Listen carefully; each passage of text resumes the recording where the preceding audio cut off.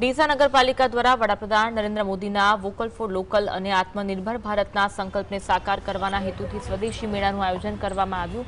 આ મેળાનો મુખ્ય ઉદ્દેશ સ્થાનિક કલાકારો, ગૃહ ઉદ્યોગો અને લઘુ ઉદ્યોગોને પ્રોત્સાહન આપી તેમના ઉત્પાદનોને યોગ્ય પ્લેટફોર્મ પૂરું પાડવાનો હતો। મેળામાં સ્થાનિક કારીગરો દ્વારા નિર્મિત માટીના વાસણો, હાથ બનાટના કપડાં અને સુશોભનની વસ્તુઓના સ્ટોલ્સ આકર્ષણનું કેન્દ્ર બન્યા। મહિલા મંડળો અને સખી મંડળો દ્વારા તૈયાર કરવામાં આવેલી વિવિધ ખાણીપીણીની વસ્તુઓ અને ગૃહ વપરાશની ચીજવસ્તુઓનું પણ મોટા પાયે વેચાણ થયું હતું।